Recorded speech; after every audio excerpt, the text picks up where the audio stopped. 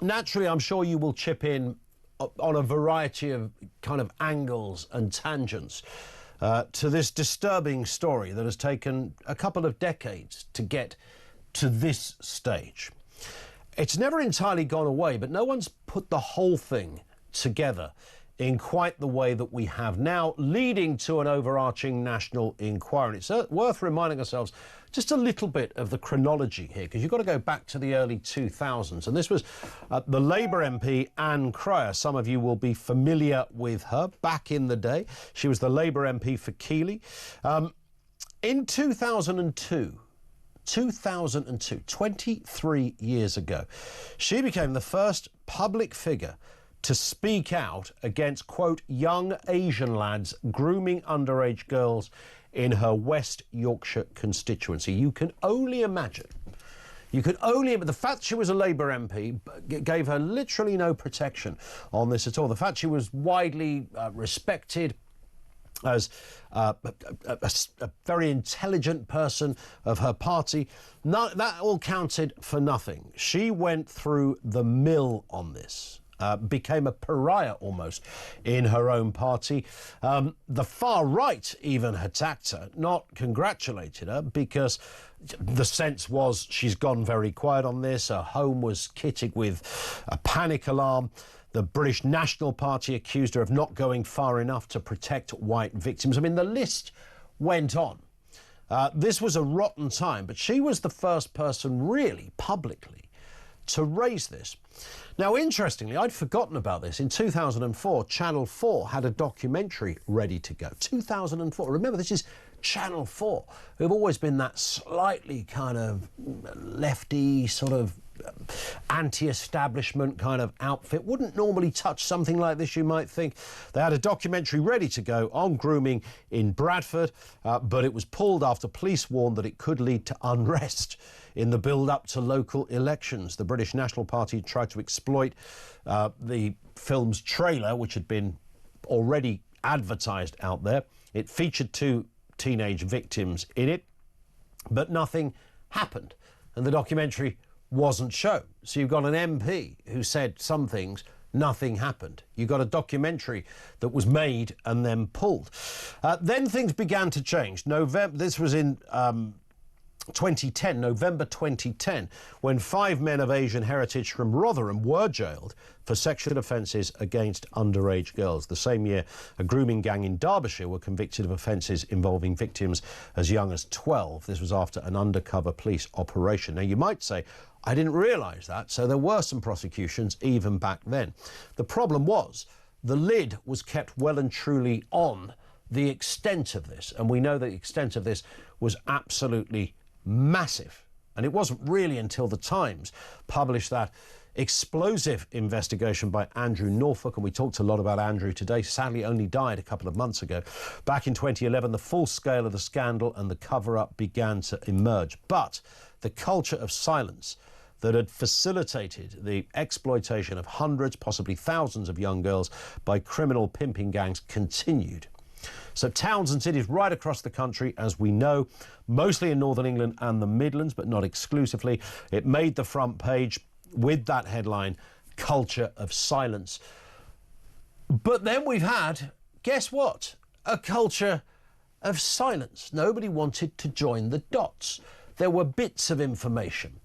Girls were not believed. You know all of this already. It seems extraordinary that this roots back to Ann Cryer in 2002, the first public figure making this point, and it went quiet. There were people agitating, and some quite well, on the internet. That reached a bit of an audience, but in the wider sphere of where you really needed to make the difference, nothing much seemed to be happening. 0344 499 1000. What does this inquiry need specifically to establish? What needs to happen here in order for this to be something where you can look at and say, OK, they've had the inquiry, we are satisfied, it did what it set out to do? Are we just looking for convictions? Are we just looking for people who turned the other way who turned a blind eye, people who just ignored what was right in front of them, whether it's law enforcement, whether it's counsellors, whether it's education, whether it's children's social services or any other sort of children's service. All of those various groups are in the dock on this one. Will the inquiry name and shame? I sense that may well have to be a kind of second phase of something. The inquiry will join all of the dots, or it should do, and it will point to specific failings. Will it name individuals, or will it just look at certain areas and certain councils rather than those that perhaps run them? Well, take your calls on this, and do, bearing in mind the severity and the enormity of this story, I'm sure you'll have other things to comment on beyond just the specific question I put out there. What does this inquiry need to establish? I'd like your wider thoughts on this as well. 0344 499 1000. We're delighted that back with us Dave Wooding, the legendary journalist. Is that a good title, legendary? Because I was once called that in a paper when I was 24, and I thought that was a bit odd. More of a myth than a legend. Good to have you with us, Dave. Oh, pleasure. Listen, I mean, this story, as a journalist, like myself, you'll be, you know, this story was always around, but then it would kind of disappear a little bit. Once in a while, there'd be somebody agitating for it, it would come up again. Nobody ever really joined the whole story together. No, it was Anne Cryer, the Labour MP, if you remember, 20 years ago who raised this. Yeah, over. And she was, I think she was pilloried, if I remember rightly. From all sides, because the left said, you know, what are you, like the BNP or something? And then the BNP said, well, you've not gone far enough with this. So she got hassle from everywhere on this, a bit of a pariah in the Labour Party. And nothing was done then. And then we get to, I think it was 2011, when Andrew Norfolk, the late lamented journalist on the Times, who stuck his neck out, because there's a piece this morning where in one of the papers, I think it is in fact in the Times, where Dominic Cummings, the former number 10 advisor, you know, semi-house trained polecat as he was described, was then working in the Department for Education for Michael Gove, and he was approached by officials saying, local councils are really worried that these things are going to appear in the Times. They're asking for a judicial review to block it. Will you join in, Michael?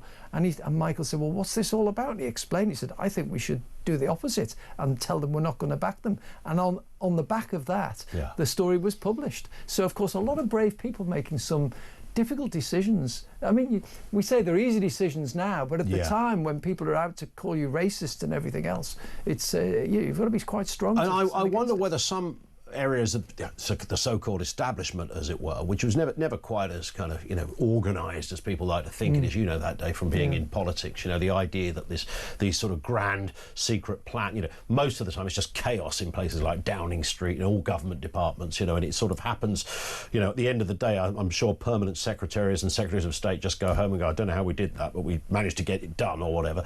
And I wonder with this whether nobody really fully joined the dots, and they thought, you know, is it too much hassle to pursue it and take it to a more official level of a full-on inquiry? Yeah, everybody's treading on eggshells with culture, the culture of, and worried about inflaming tensions in some communities, and I think that played along into this. Also, you had all these different groups who were all playing a similar game, but for different reasons. The police frightened of intimidating people in certain communities, the local council, and then you had the political issue, whereas Labour didn't want to damage its core vote. Yeah, it has to be. You have to say that straight. There's no doubt about that. I mean, that must be. And listening to Jess Phillips talking about this, and you know, I do wonder, and I know Jess a bit, and you know, she's always been, you know, a completely reasonable person in most areas. However, I am forced to wonder whether there's something in that, the idea that, you know, I just don't want to upset the people that put me into office. Yeah, I remember years ago, Tony Blair, when he was in his first term, being at a press conference where somebody raised the issue of immigration. How dare they? And he sort of frowned and said, we've got to be very careful here. We've got to be very careful what you say. And that's all he said, and everyone backed off.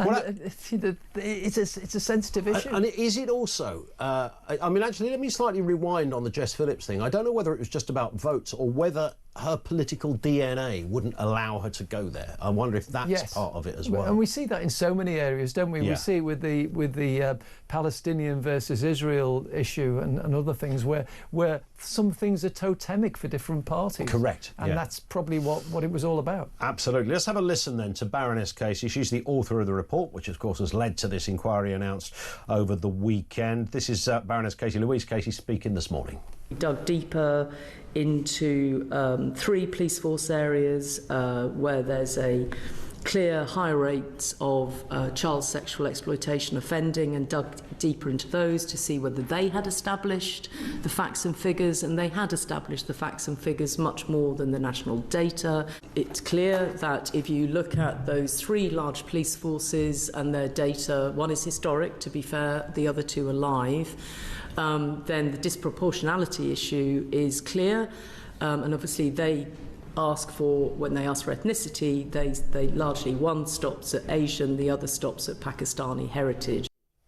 And that was another big part of this day, wasn't it? The not recording ethnicity, which is kind of odd because you normally have to tick a box for your ethnicity on, I think Julia said it this morning, even if you're ordering a library card, for God's sake, they want to know who you are. And this has become a tedious row. We had a minister on the television last Sunday, on one of the flagship Sunday morning programmes, saying, oh no, it's not right that 70% of the people involved in these grooming gangs are from Asian, Pakistani. Yeah. And that's because the figures weren't collated properly. Yes, 2/3. And it shows that in some areas there were disproportionately large numbers of Asian and Pakistani heritage people who were involved in this. And what's interesting about that is that exactly the same problem was happening again. People going, no, we can't say this. No, we better not say this. This is exactly what this report is about. People were either scared to say things or politically just didn't want to because it was inconvenient for them. And this is why it's dragged on for so long. Yeah. I mean, everybody's been treading on eggshells, and different political groups have had different views about it. And the big thing, of course, is Keir Starmer's U-turn. I mean, he said only a few months ago, was it January? Yeah.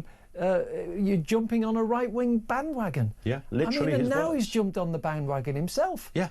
I mean, they were literally his words. It's not even that's not even a version of what he said. That's actually what he said. Yeah. You think what happened there? Or is it just a case of him realising you've got reform nipping at the heels of Labour, which, you know, that wouldn't have been the order of events a year or so ago. You'd have seen it just the Tories they were after. But is it that? Are they thinking if we don't do this now, then, you know, we're going to be scuppered come the next Well, you election? have to think about it, Ian. It really does he believe in a lot of what he's doing? I mean, he's been criticised for his leadership skills, the U-turns. He says one thing and then when circumstances change, the OBR come along and say it's bad to have the winter fuel payments scrapped. So he U-turns on that. Now he's U-turned and he's laying it all at the door of Louise Casey, saying it's her, we're doing it because of her, not because I've changed my mind. Yeah, I know. And where is the leadership here? And I think the problem is reform as well is another issue, like you rightly say. Is he doing this because of reform? He's done it on so many issues. Migration, does he really believe that he wants to stop the boats? Because again, he was accusing people who were shouting to stop the boats of being a little bit right-wing. Exactly. And now suddenly he's got all these different strategies to try and stop the boats. He'll be out there in a diving suit next. He's on the channel. Who's that? It's just the Prime Minister. Just taking the job on himself, maybe. Well, some other right-wing things Keir Starmer's done, strangely. He's cutting foreign aid to plough into defence, which is the right-wing thing. Yeah. And there was a government plan to have chemical castration of prisoners, rape, which I think has been piloted as well. Yes, which is again one would lay that at the door of right wingers. You'd think so. Yeah. So I don't know. It's too. But it's not. It seems washing with quite a lot of the electorate who don't.